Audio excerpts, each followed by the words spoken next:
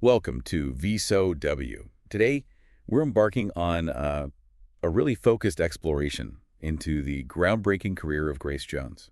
That's right. An amazing figure. We've gathered a range of notes that kind of illuminate her whole journey across music, fashion, film, performance art.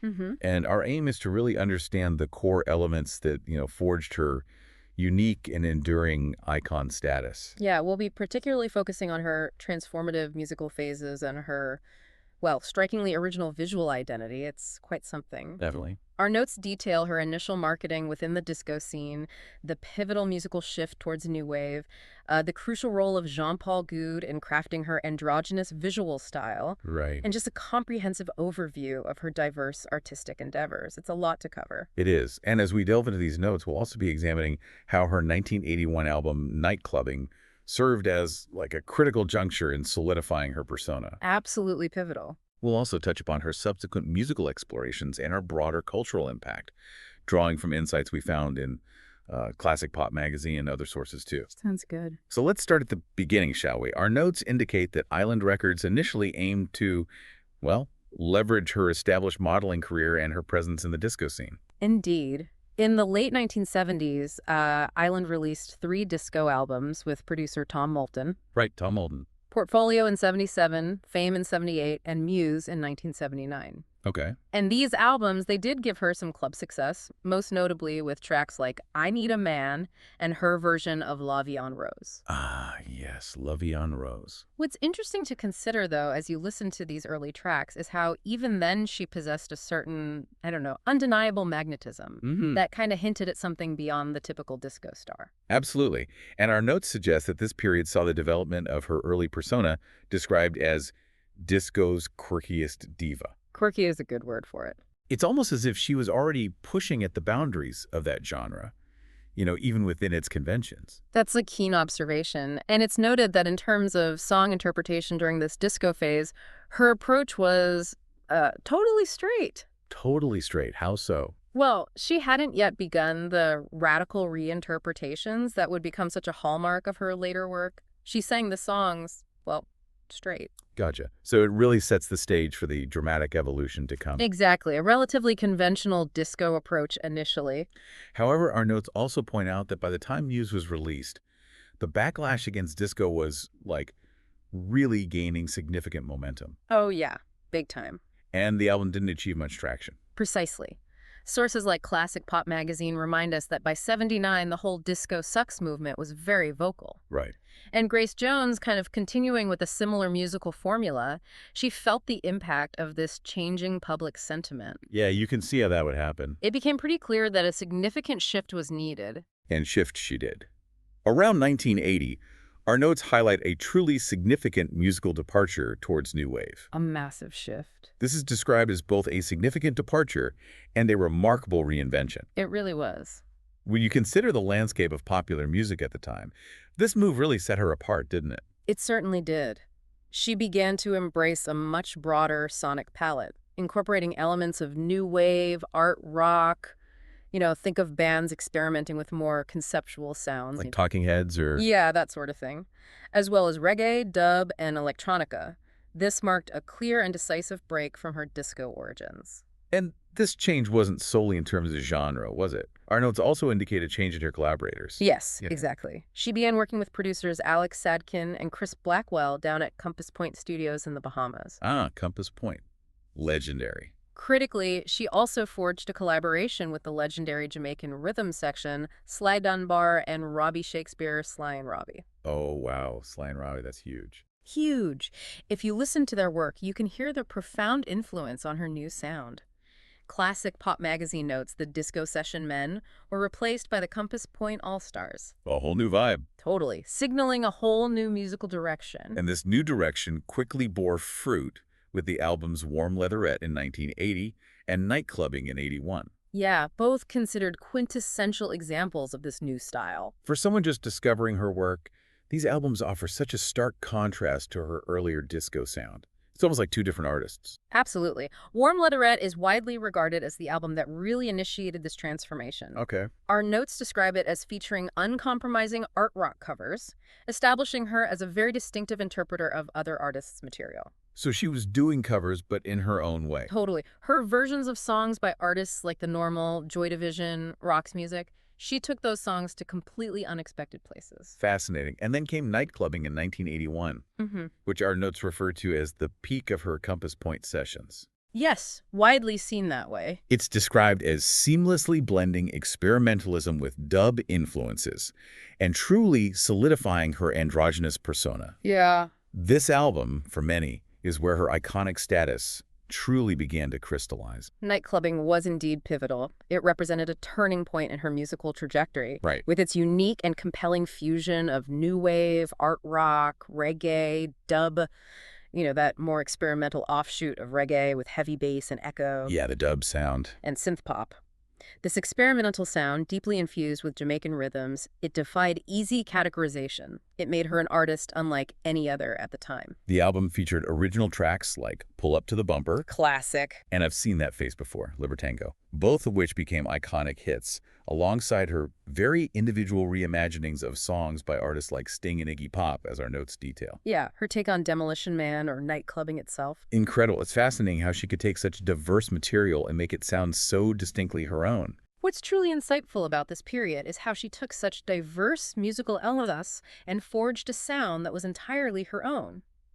And this profound musical transformation was mirrored by an equally dramatic and influential shift in her visual presentation. Yes, our notes emphasize that nightclubbing wasn't just a musical turning point, but also an equally dramatic visual departure, largely through her groundbreaking work with Jean-Paul Goude. Ah, good. That collaboration is absolutely key to understanding her enduring image. It really is. Their collaboration led to the adoption of a severe androgynous look that enhanced her already striking presence. You just have to look at that album cover. Exactly. The iconic cover of Nightclubbing, with its sharp, almost architectural angles and bold silhouette, it perfectly embodied this new, powerful identity. This visual style, as our notes highlight, was characterized by these sharp angles, bold silhouettes, and also severe, often geometric hairstyles. Very severe. And for her stage performances, she began to incorporate truly outlandish and theatrical costumes. Oh, his stage shows were something else. This visual presentation was as much a part of the artistic statement as the music itself, wasn't it? Indeed. And this wasn't merely about aesthetics. The collaboration with Gode fundamentally blurred the lines between traditional notions of gender and identity, Yeah. a theme that was consistently and powerfully emphasized in their iconic photographs. This drew heavily from avant-garde sensibilities. And she worked with designers, too. Absolutely. She collaborated with visionary designers like Jean-Paul Gaultier and Issey Miyake to create this truly groundbreaking visual language. Wow. So nightclubbing effectively brought together this incredibly distinctive musical fusion and this striking androgynous image, Hmm. essentially fully establishing her androgynous persona, as our notes state. It was a complete artistic package that challenged conventions on multiple fronts. Precisely. This fearless embrace of androgyny challenged traditional gender norms and was a crucial element in what made her such a compelling and unconventional artist. And then the critics loved it. Oh, yeah. The widespread critical acclaim for Nightclubbing further cemented her position as a significant and experimental pop icon. Now, looking at the broader trajectory outlined in our notes from Classic Pop magazine, they identify 3 distinct phases in her album releases: disco, Which we covered. reggae new wave, The Compass Point era. and then commercial pop. Hmm. We've explored the first 2 in detail. What followed the nightclubbing era? Right. So following the critical and commercial success of what's often called the Compass Point trilogy, Warm Leatherette, Nightclubbing, and Living My Life, Living my life. Jones continued to evolve. Living My Life in 1982 saw her taking on more songwriting responsibilities, further asserting her artistic voice. Okay.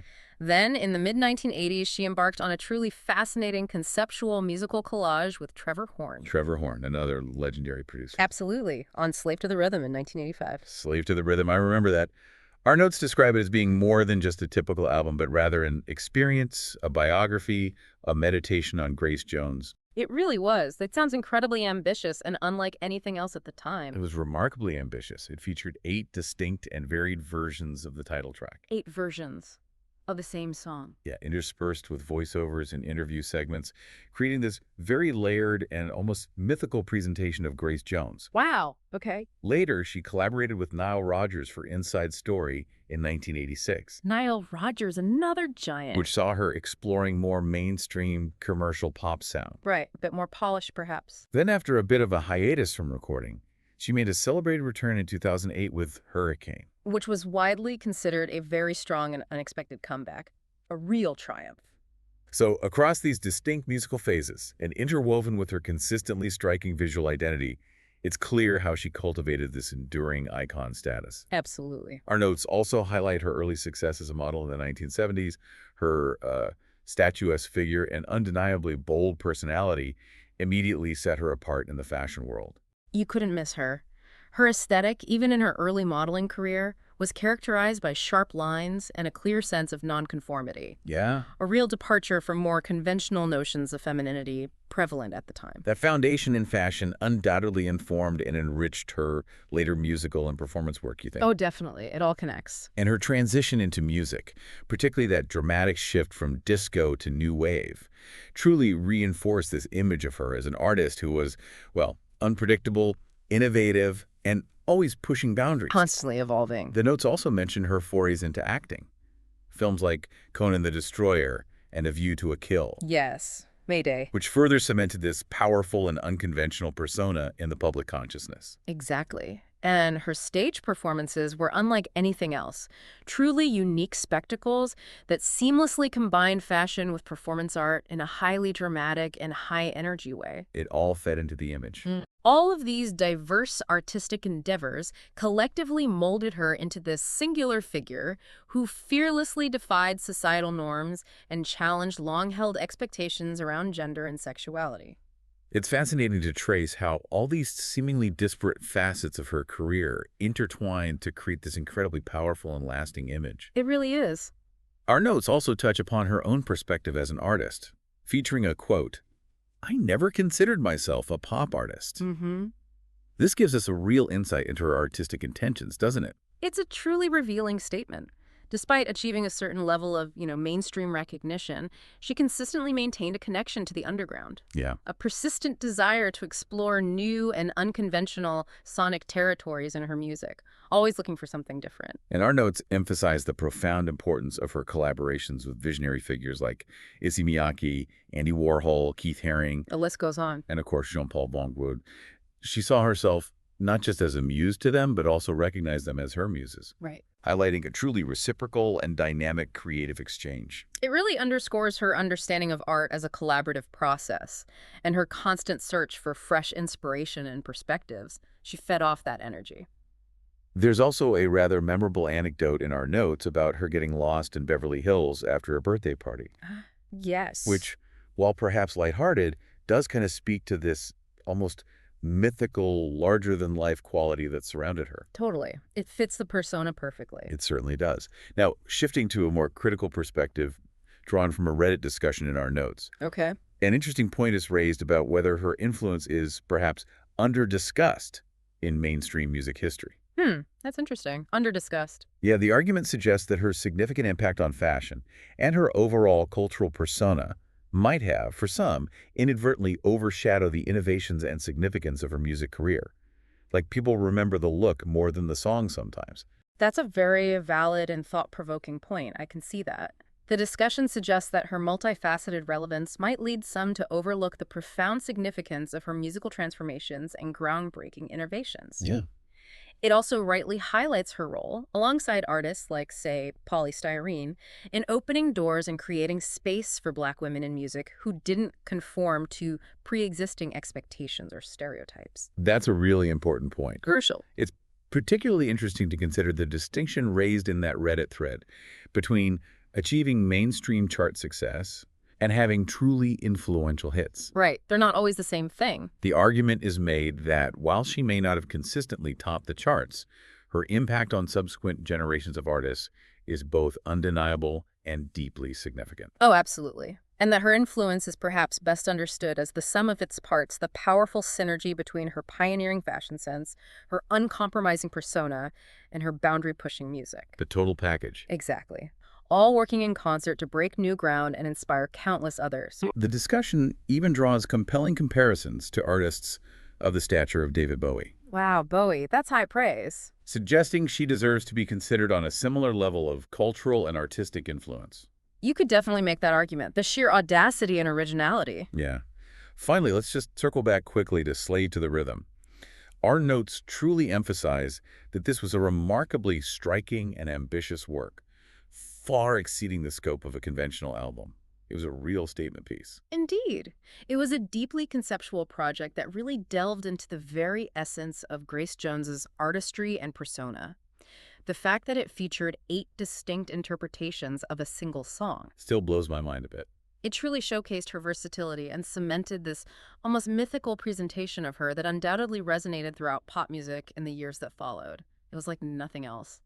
Grace Jones's journey, as we've explored through the insights in our notes today, undeniably reveals, well, just a remarkable artist. Truly unique. She consistently defied expectations and actively shaped cultural landscapes through her fearless and relentlessly innovative approach. From her disco beginnings, through her pioneering work in New Wave and beyond, and through those transformative visual collaborations, she has unequivocally cemented her status as a true and enduring icon. Couldn't agree more. We sincerely hope this deep dive has provided you with a valuable perspective on the myriad forces that forged this truly singular artist's enduring and powerful legacy. If this exploration has sparked your curiosity, and how could it not, we wholeheartedly encourage you to delve even further into Grace Jones's extensive and fascinating discography. There's so much there. Her groundbreaking visual work with Jean-Paul Gaude and her compelling forays into the worlds of film and performance art. And if you found this deep dive into the world of Grace Jones insightful, please do subscribe, like, and maybe leave a comment to let us know which other artists or cultural phenomena you would be interested in us unpacking in future discussions. Yeah, we'd love to hear from you. Thank you for listening to VSOW.